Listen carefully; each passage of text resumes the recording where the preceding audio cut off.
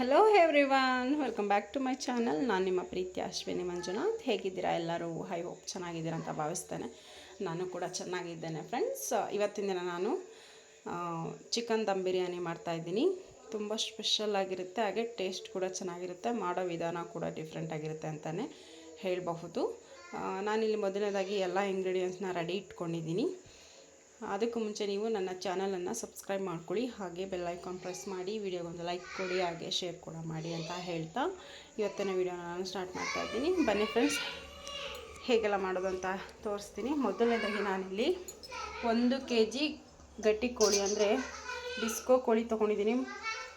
ಏಕೆ ಅಂತಂದರೆ ಡಿಸ್ಕೋ ಕೋಳಿಲಿ ಮಾಡೋದ್ರಿಂದ ಟೇಸ್ಟ್ ಚೆನ್ನಾಗಿರುತ್ತೆ, ಹಾಗೆ ಸ್ಕಿನ್ನಲ್ಲಿ ಆಯಿಲ್ ಇರುತ್ತೆ. ಮತ್ತು ಈ ಟೇಸ್ಟ್ ಹೇಗೆ ಬರುತ್ತೆ ಅಂತ ಅಂದರೆ ಲೈಕ್ ಮಟನ್ ತಿಂದಂಗೆ ಅನಿಸುತ್ತೆ. ಈ ಥರ ಕೆಂಪು ಮಾಂಸ ನೋಡ್ತಾ ಇರ್ಬೋದು ನೀವು. ಈ ಥರ ಚಿಕನನ್ನು ತೊಗೊಂಡಿದ್ದೀನಿ ನಾನು. ಇದು 1 kg ಇದೆ. ಇದಕ್ಕೆ ನಾನು ಏನೆಲ್ಲ ಇಂಗ್ರೀಡಿಯೆಂಟ್ಸ್ ತೊಗೊಂಡಿದ್ದೀನಿ ಅಂತ ಹೇಳ್ತೀನಿ. ಇಲ್ಲಿ 1 ಕಂತೆ ಸಾಂಬಾರು ಸೊಪ್ಪನ್ನು ಕಟ್ ಮಾಡಿ ಇಟ್ಕೊಂಡಿದ್ದೀನಿ, ಹಾಗೆ 1 ಇಡೀ ಪುದೀನ ಸೊಪ್ಪು ನಾನು ಕಟ್ ಮಾಡಿಲ್ಲ, ಹಾಗೆ ಹಾಕ್ಕೊಳ್ತೀನಿ. ಹಾಗೆ ಇಲ್ಲಿ 5 ರಿಂದ 6 ಹಸಿಮೆಣ್ಸಿನ್ಕಾಯಿನ ಸೀಳು ಹಾಕ್ಕೊಂಡಿದ್ದೀನಿ. ನೋಡಿ, ಈ ರೀತಿ ಮಧ್ಯಕ್ಕೆ ಒಂದು ಗೆರೆ ಸೀಳ್ಕೊಂಡು ಹಾಕ್ಕೊಬೇಕಾಗುತ್ತೆ. ಹಾಗೆ ನಾನಿಲ್ಲಿ 4 ಟೇಬಲ್ ಸ್ಪೂನಷ್ಟು ನಂದಿನಿ ತುಪ್ಪ ತೊಗೊಂಡಿದ್ದೀನಿ. ಇದು ಫ್ರೈಡ್ ಆನಿಯನ್ ಫ್ರೈ ಮಾಡಿದ್ವಲ್ಲ, ಅದರದ್ದು ಆಯಲ್ಲು. ಇದು ಗಲೀಜಿದೆ ಅಂತ ಅಂದ್ಕೊಳ್ಬೇಡಿ, ಅದು ಆನಿಯನ್ದು ಫ್ರೈ ಮಾಡಿದ್ವಲ್ಲ ಅದು ಚೂರುಗಳದು. ಹಾಗೆ ನಾನಿಲ್ಲಿ 2 ಹುಳಿ ಟೊಮೆಟೊ ತೊಗೊಂಡಿದ್ದೀನಿ. ನೆಕ್ಸ್ಟ್ ನಾನಿಲ್ಲಿ 2 ದಪ್ಪದಾದ ಈರುಳ್ಳಿನ ಈ ಥರ ಫ್ರೈ ಮಾಡ್ಕೊಂಡಿದ್ದೀನಿ. ನೆಕ್ಸ್ಟು ಧನಿಯಾ ಪುಡಿ 2 ಟೇಬಲ್ ಸ್ಪೂನ್, ಹಾಗೆ Kashmiri red chilli powder 2 spoon, ಹಾಗೆ ಖಾರಕ್ಕನುಗುಣವಾಗಿ ಇದು ಮಾಮೂಲಿ ರೆಡ್ ಚಿಲ್ಲಿ ಪೌಡರ್, ಇದು Guntur red chilli powder 1.5 table spoon ಇದೆ. ಹಾಗೆ ಗರಂ ಮಸಾಲ 1 ಟೇಬಲ್ ಸ್ಪೂನ್, ಶುಂಠಿ ಬೆಳ್ಳುಳ್ಳಿ ಪೇಸ್ಟು ನಾನು ಇಲ್ಲಿ 3 ರಿಂದ 4 ಟೇಬಲ್ ಸ್ಪೂನ್ ಹಾಕ್ಕೊಳ್ತೀನಿ. ಜಾಸ್ತಿ ಇದೆ, ಇದು ಹಾಕ್ಕೊಬೇಕಾದ್ರೆ 4 ಟೇಬಲ್ ಸ್ಪೂನ್ ಯೂಸ್ ಮಾಡ್ತಾಯಿದ್ದೀನಿ. ರುಚಿಗೆ ತಕ್ಕಷ್ಟು ಅರಳು ಬಳಸ್ತಾ ಇದ್ದೀನಿ. ಹಾಗೆ 3/4 ಭಾಗದಷ್ಟು ಕರ್ಡ್ನ ಯೂಸ್ ಮಾಡ್ತಾಯಿದ್ದೀನಿ. 1/4 ಲೀಟ್ರಲ್ಲಿ 3/4 ಭಾಗ ಮಾತ್ರ ಯೂಸ್ ಮಾಡ್ಕೊಳ್ತಾ ಇದ್ದೀನಿ. ಹಾಗೆ ನೆಕ್ಸ್ಟು ಅರ್ಧ ನಿಂಬೆಹಣ್ಣು ತೊಗೊಂಡಿದ್ದೀನಿ. ಹಾಗೆ ಸ್ಪೈಸಸ್ ಬಂದು ಸ್ವಲ್ಪ ಅಂದರೆ ನಮ್ಮ ಒಂದು ಸಣ್ಣದಾದ ಇಡಿಯಲ್ಲಿ ಕಸೂರಿ ಮೇಥಿ ಇದೆ. ನೆಕ್ಸ್ಟ್ ಇಲ್ಲಿ 8 ರಿಂದ 9 ಲವಂಗ, 3 ಏಲಕ್ಕಿ, ಹಾಗೆ ಚಕ್ಕೆ 4 ರಿಂದ 5 ಪೀಸ್, ಹಾಗೆ ಸ್ಟಾರ್ ಮೊಗ್ಗು 1.5 ತೊಗೊಂಡಿದ್ದೀನಿ.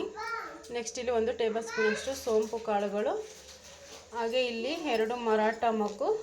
ನೆಕ್ಸ್ಟ್ ಇದು ಬಂದು ಕಲ್ಲುವ 1-2-3 ಪೀಸು, ಹಾಗೆ ಇದು ಪಲಾವ್ ಎಲೆ, ಇದು 2 ಪೀಸ್ ಇದೆ. ನಾನು ಈ ಥರ ಕಟ್ ಮಾಡಿದ್ದೀನಿ.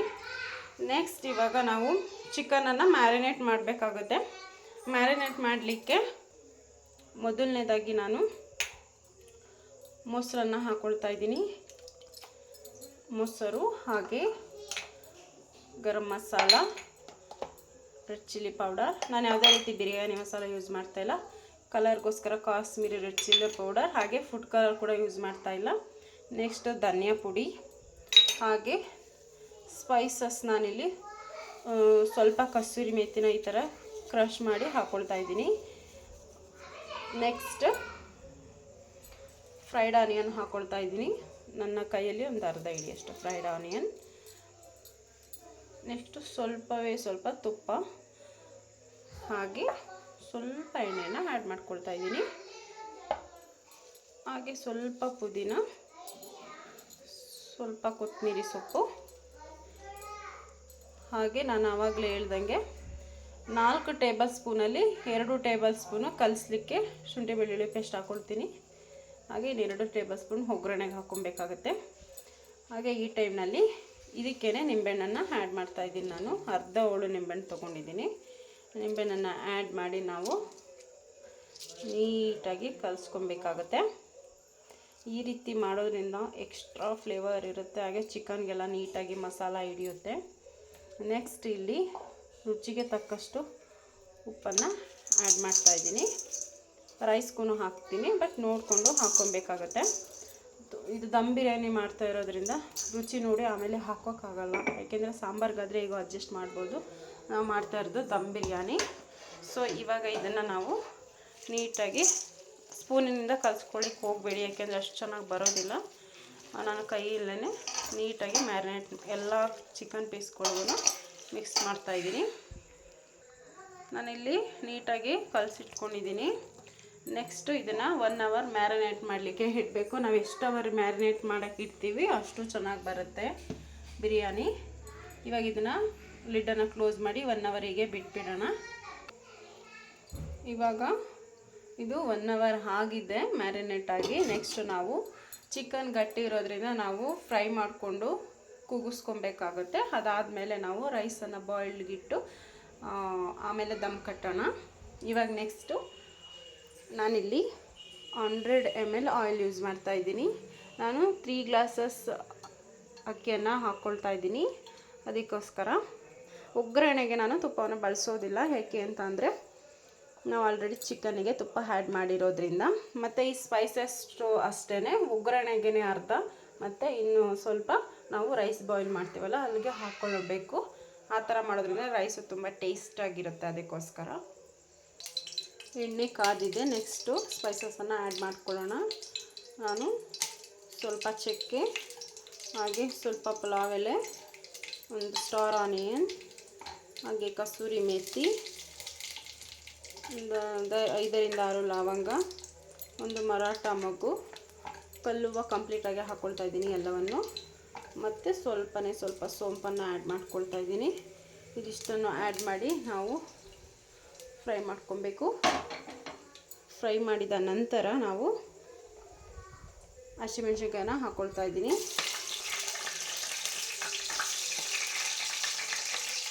ಹಾಗೆ ಪುದೀನ, ಸ್ವಲ್ಪ ಕೊತ್ತಂಬರಿ,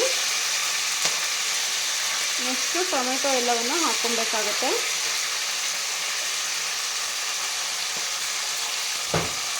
ಇಷ್ಟನ್ನು ಹಾಕಿ ಸಾಫ್ಟ್ ಆಗೋವರೆಗೂ ಬೇಯಿಸ್ಕೊಬೇಕು. ಫ್ರೈ ಮಾಡ್ಕೊಬೇಕು ಆಯಿಲಲ್ಲಿ.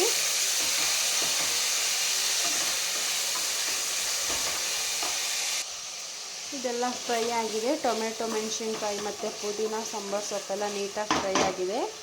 ಈಗ ನಾನು 2 ಟೇಬಲ್ ಸ್ಪೂನಷ್ಟು ಶುಂಠಿಯನ್ನು ಹಾಕ್ಕೊಳ್ತಾ ಇದ್ದೀನಿ. ಶುಂಠಿ ಬೆಳ್ಳುಳ್ಳಿ ಪೇಸ್ಟ್ ಇದು. ಶುಂಠಿ ಕ್ವಾಂಟಿಟಿ ಕಮ್ಮಿ ಇರಲಿ, ಬೆಳ್ಳುಳ್ಳಿ ಕ್ವಾಂಟಿಟಿ ಜಾಸ್ತಿ ಇರಬೇಕು.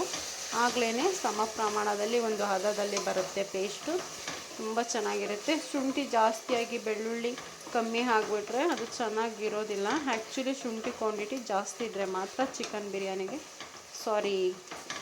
ಕಮ್ಮಿ ಇದ್ದರೆ ಮಾತ್ರ ಚಿಕನ್ ಬಿರಿಯಾನಿ ಚೆನ್ನಾಗಿರೋದು. ಇದು ರಾ ಸ್ಮೆಲ್ ಹೋಗೋವರೆಗೂ ಹುರ್ಕೊಬೇಕು.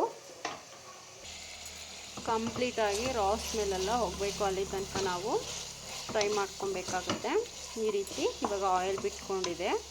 ನೆಕ್ಸ್ಟ್ ನಾವು ಮ್ಯಾರಿನೇಟ್ ಮಾಡಿಟ್ಕೊಂಡಿರೋಂತಹ ಚಿಕನನ್ನು ಆ್ಯಡ್ ಮಾಡ್ಕೊಳ್ಳೋಣ. ನೋಡ್ತಾ ಇರ್ಬೋದು, ಹಾಕ್ಕೊಳ್ತಾ ಇದ್ದೀನಿ ಎಲ್ಲವನ್ನು.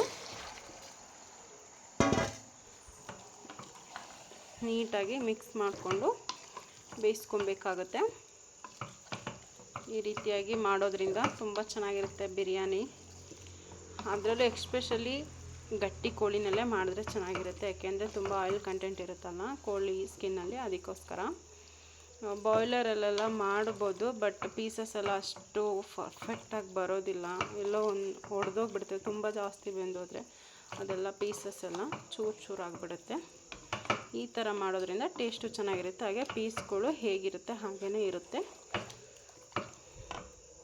ಮಿಕ್ಸ್ ಮಾಡಿದ್ದೀನಿ. ನಾನು ಯಾವುದೇ ರೀತಿ ಕಲರ್ ಆ್ಯಡ್ ಮಾಡಿಲ್ಲ, ಫುಡ್ ಕಲರ್ ಆ್ಯಡ್ ಮಾಡದೇ ಇರೋದಕ್ಕೆ ನಾನು ಕಾಶ್ಮೀರಿ ರೆಡ್ ಚಿಲ್ಲಿ ಪೌಡರ್ನ ಯೂಸ್ ಮಾಡಿ ಮಾಡ್ತಾ ಇರೋದು. ಇವಾಗ ಇದು ಮಿಕ್ಸ್ ಆಗಿದೆ ಮತ್ತು ಇವಾಗ ಅದು ಕುದೀತಾ ಇದೆ.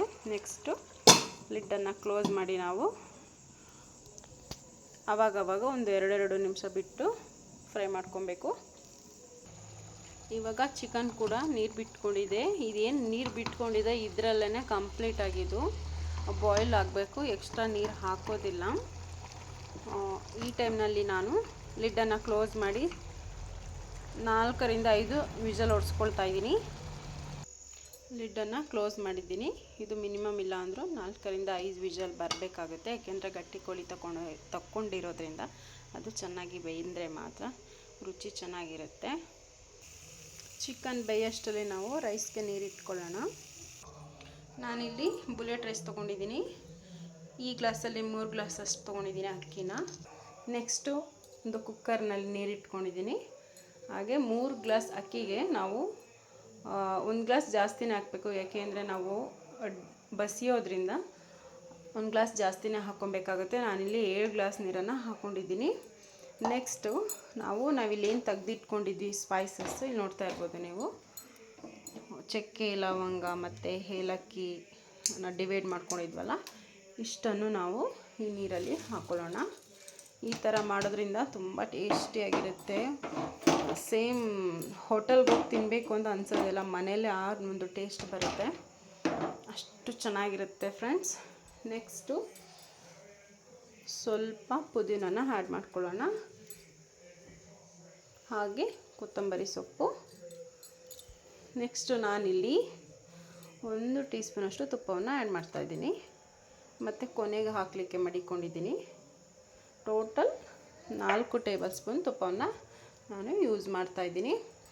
ಇವಾಗ ಇದಕ್ಕೆ ರುಚಿಗೆ ತಕ್ಕಷ್ಟು, ಅಂದರೆ ರೈಸಿಗೆ ಉಪ್ಪು ಹಿಡಿಬೇಕಲ್ಲ, ಅದಕ್ಕೋಸ್ಕರ ಉಪ್ಪನ್ನು ಆ್ಯಡ್ ಮಾಡ್ಕೊಳ್ತಾಯಿದ್ದೀನಿ. ಗೊಜ್ಜಿಗೂ ಹಾಕ್ಕೊಂಡಿದ್ದೀನಿ, ಬಟ್ ನೋಡಿಕೊಂಡು ಹಾಕ್ಕೊಳ್ಳಿ. ಇಷ್ಟು ಸಾಕು. ಇವಾಗ ಒಂದು ಮಿಕ್ಸ್ ಕೊಟ್ಕೊಳ್ಳೋಣ. ನೀಟಾಗಿ ಮಿಕ್ಸ್ ಮಾಡ್ಕೊಬೇಕು. ಮಿಕ್ಸ್ ಮಾಡಿ ನಾವು ಲಿಡ್ಡನ್ನು ಕ್ಲೋಸ್ ಮಾಡಿ ಒಂದು ಕುದಿ ಬಂದ ನಂತರ ನಾವು ರೈಸನ್ನು ಹಾಕ್ಕೊಬೇಕಾಗತ್ತೆ. ರೈಸ್ ಕೂಡ ನಾನು ಯಾವುದೇ ರೀತಿ ನೆನೆ ಹಾಕಿಲ್ಲ, ಜಸ್ಟ್ ವಾಶ್ ಮಾಡಿ ನೀರನ್ನು ಸೋರಿಸ್ಕೊಂಡಿದ್ದೀನಿ. ನೀವು ಯಾವುದೇ ರೈಸಲ್ಲಾದರೂ ಮಾಡ್ಕೊಬೋದು. ನಾನು ನಮ್ಮನೆ ಬುಲೆಟ್ ರೈಸ್ ಇದೆ, ಸೊ ಅದನ್ನು ಯೂಸ್ ಮಾಡಿ ಮಾಡ್ತಾಯಿದ್ದೀನಿ. 1 kgಗೆ 2 kg ಅಕ್ಕಿ ಎಲ್ಲ ಹಾಕ್ಕೊಂಡು ಮಾಡ್ಲಿಕ್ಕೆ ಹೋಗಬೇಡಿ, ಟೇಸ್ಟ್ ಬರೋದಿಲ್ಲ. ಸೊ ಅದಕ್ಕೆ 1 kg ಅಕ್ಕಿಗೆ ನಾನು 3/4 kg ಅಷ್ಟು ರೈಸನ್ನು ತೊಗೊಂಡಿದ್ದೀನಿ. ಇವಾಗಿದು ವಿಷಲ್ ಬಂದಿದೆ ಒಂದು. ಇದೇ ರೀತಿ ಇನ್ನು 3 ರಿಂದ 4 ವಿಷಲ್ ಓಡಿಸ್ಕೊಂಡ್ರೆ ಕಂಪ್ಲೀಟಾಗಿ ಕುಕ್ಕಾಗಿರುತ್ತೆ ಚಿಕನ್ನು. ಇವಾಗ ಕಂಪ್ಲೀಟಾಗಿ 5 ವಿಷಲ್ ಆಗಿದೆ. ನೆಕ್ಸ್ಟು ನಾವು ಸ್ಟವನ್ನು ಆಫ್ ಮಾಡ್ಕೊಳ್ತಾ ಇದ್ದೀನಿ. ಹಾಗೆ ಇನ್ನೇನೋ ಕುದಿ ಬರೋ ಸಮಯ ಆಗ್ತಾಯಿದೆ. ಇವಾಗಿದು ನೀರು ಕುದೀತಾ ಇದೆ.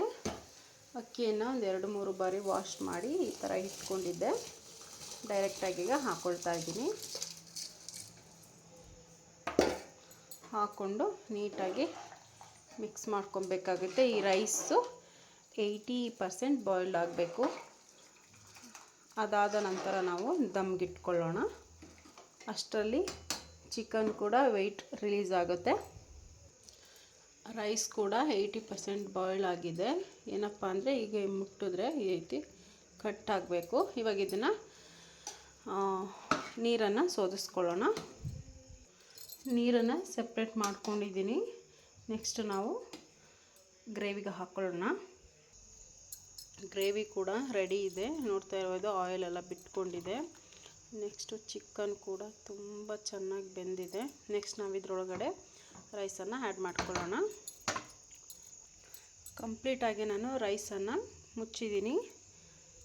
ಹಾಗೆ ನಾನು ಸ್ವಲ್ಪ ಅದರದ್ದು ಆಯಿಲ್ ಮತ್ತು ಸ್ವಲ್ಪ ಗ್ರೇವಿಯನ್ನು ತೆಗೆದಿಟ್ಕೊಂಡಿದ್ದೆ. ನೆಕ್ಸ್ಟು ನಾನಿಲ್ಲಿ ಫ್ರೈಡ್ ಆನಿಯನ್ನ ಹಾಕ್ಕೊಳ್ತಾ ಇದ್ದೀನಿ ಮೇಲೆ. ಈ ರೀತಿಯಾಗಿ ಹಾಕ್ಕೊಬೇಕಾಗುತ್ತೆ.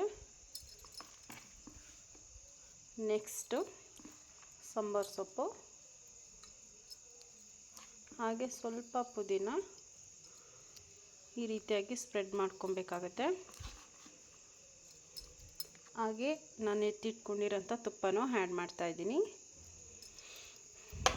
ನೆಕ್ಸ್ಟ್ ನಾನಿಲ್ಲಿ ತೆಗೆದಿಟ್ಕೊಂಡಿದ್ನಲ್ಲ ಆಯಿಲ್ ಗ್ರೇವಿನ, ಅದನ್ನು ಮೇಲೆ ಈ ರೀತಿ ಆ್ಯಡ್ ಮಾಡೋದ್ರಿಂದ ನಿಮಗೆ ನ್ಯಾಚುರಲ್ ಆಗಿಯೇ ಕಲರ್ ಬಂದುಬಿಡುತ್ತೆ. ತುಂಬ ಚೆನ್ನಾಗಿರುತ್ತೆ ಈ ರೀತಿ ಮಾಡೋದ್ರಿಂದ. ಈ ರೀತಿ ಹಾಕ್ಕೊಬೇಕು. ಎಲ್ಲವನ್ನು ಹಾಕ್ಕೊಂಡಿದ ನಂತರ ನಾನು ದಮ್ ಕಟ್ತಾಯಿದ್ದೀನಿ. ದಮ್ ಅಂದರೆ ನಾನು ತುಂಬ ಭಾರ ಇರುವಂಥ ಪಾತ್ರೆ ಏನು ಹಾಕ್ತಾಯಿಲ್ಲ. ಜಸ್ಟ್ ಲಿಡ್ಡನ್ನು ಕ್ಲೋಸ್ ಮಾಡಿ ವಿಷಲ್ ಏನೋ ಹಾಕೋದಿಲ್ಲ. ಲೋ ಫ್ಲೇಮಲ್ಲಿಟ್ಟು ಒಂದು 5 ರಿಂದ 10 ನಿಮಿಷ ದಮ್ ಕಟ್ಕೊಳ್ತಾ ಇದ್ದೀನಿ.